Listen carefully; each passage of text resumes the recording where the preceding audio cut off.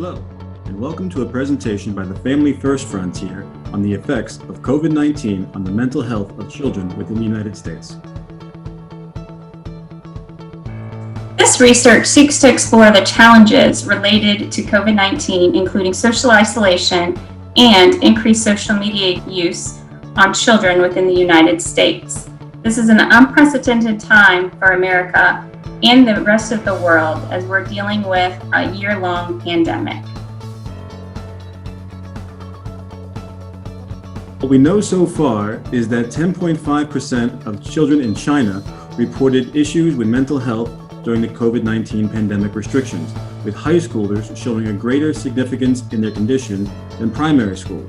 Additionally, 85.7% of parents in Spain reported more serious conditions, specifically nervousness, uneasiness, and worries in their children during the same pandemic restrictions.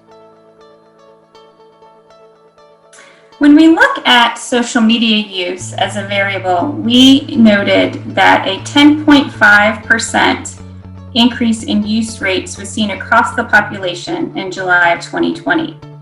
Further research showed that there are negative impacts of social media use, including the tendency of individuals to compare themselves more with others, greater instances of cyberbullying, and even instances of becoming addicted to the technology.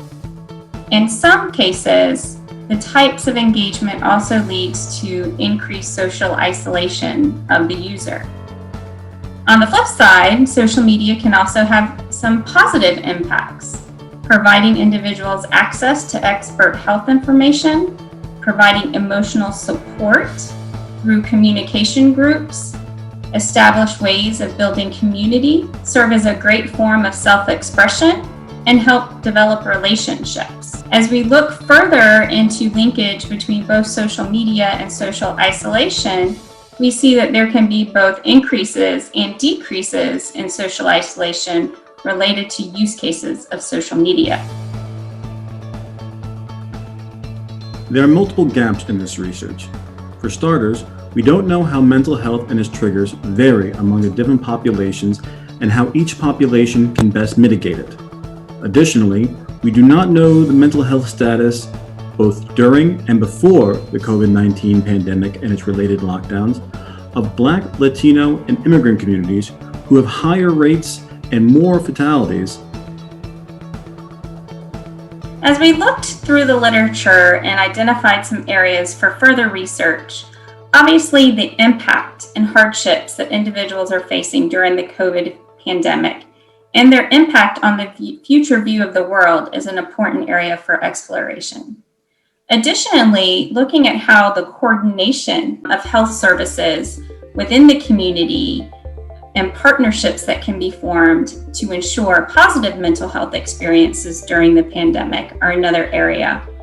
And really exploring the ability to develop and teach coping mechanisms and resiliency to help children and adults combat the increased stress and worries that they may be facing during the pandemic are further areas for exploration. Our research revolved around two questions. The first wanted to explore what level the social interaction reduction caused by COVID-19 lockdowns affected school-age children within the United States. And the second sought to explore how much the increase in social media affected children of the same school age. For our flowchart, we're going to examine specifically social media usage and its indicators, which consist of screen time, activity types, and change in use rates, and their impact on the mental health indicators measured by the 12-item general health questionnaire that focuses on concentration, sleep, usefulness, decision-making, strain, ability to overcome difficulties, enjoyment of day-to-day activities, ability to face problems, unhappiness, confidence, self-worth, and happiness. When we look at the control variables that we're going to factor in, we're going to examine age, socioeconomic status, gender, and race to ensure that any differences or impacts that we see on social media on mental health aren't influenced by these additional factors. We developed two hypotheses. The first was that a decrease in the level of social interaction during the COVID-19 pandemic is positively associated with a decline in the mental health of school-aged children within the United States. Our second hypothesis was that an increased use of social media during the COVID-19 pandemic is negatively associated with a decline in the mental health of school-aged children in the United States. As we look at the methodology, the unique circumstances of the pandemic influenced our research design. First and foremost, due to the real-time nature of the phenomena that we are studying, we had to choose a non-experimental research design using the intact group, the people that are currently experiencing the pandemic. We are going to use non-probability sampling, leveraging a convenience sample. Schools within our direct area that are experiencing the pandemic. And we'll employ quantitative methods and do data collection via an online survey to measure the impacts of social media use on mental health. Our independent variables will be screen time, social media engagement activities, and the change in use since the pandemic began. Screen time, or the average number of hours a student uses social media, will utilize interval measurements. Social media engagement activities, or the type of social media that a student is using, such as YouTube, Facebook, TikTok, or these sites, will utilize nominal and categorical measurements. The change in use since the pandemic began, or the increase or decrease in number of hours a student has used, will utilize ordinal measurements. And again, as previously mentioned, for the dependent variable of mental health, we'll be leveraging the 12-item GHQ questionnaire, which will be measured using a Likert scale, providing us with ordinal measurements. And out of the 12 questions, there are 6 questions that are positively associated and 6 questions that are negatively associated. And the tally of how those questions are answered will help determine whether children have a positive mental health status or a negative mental health status. For data collection, we'll utilize an online survey distributed once parental consent has been given. Our unit of analysis are individuals from X school district, specifically students between grades 6 and 12. Our inclusion criteria is there must be parental consent. They must reside in the school district for 1 year prior to this survey taking place, and they must have access to an internet-connected device. This could include a tablet, cell phone, gaming device, or anything else of that sort. As we look to the timeline for our study, phase 1 is the formulation of the stakeholder board and the identification and initiation of contact with the designated school district. As we move into phase 2, we'll further narrow the scope and identify the 3 middle and 3 high schools that are most representative of all socioeconomic statuses and racial diversity across the district. As we move into phase 3, we'll be looking at our data collection methods and the formulation of the survey and the execution of the survey. Phase 4 will be data analysis, followed by the presentation of research findings.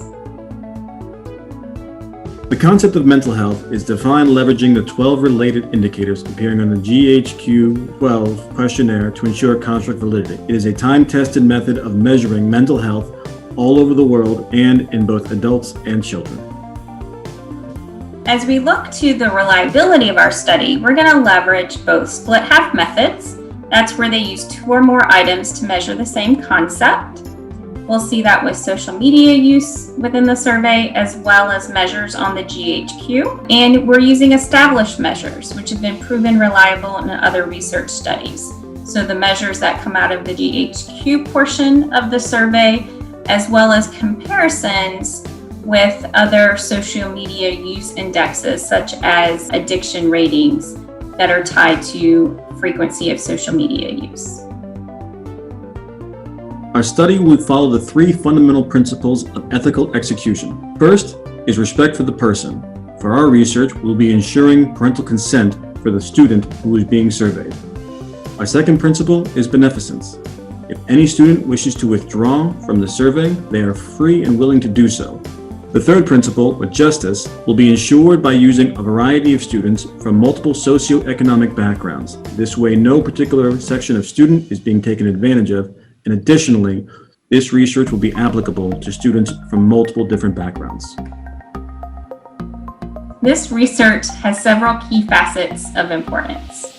The first is the fact that it's identifying potential areas for further exploration regarding the long-term consequences and lingering effects of the repeated exposure to factors such as social isolation and increased social media use over long-range pandemics. Secondly, the research establishes an approach that we can repeat with different age groups to compare the impacts on adults versus the impacts we see in children.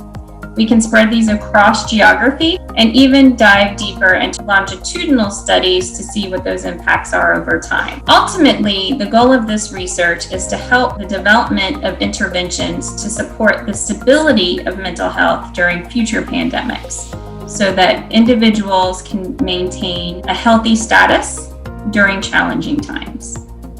Thank you very much for your time and listening to our presentation regarding our survey.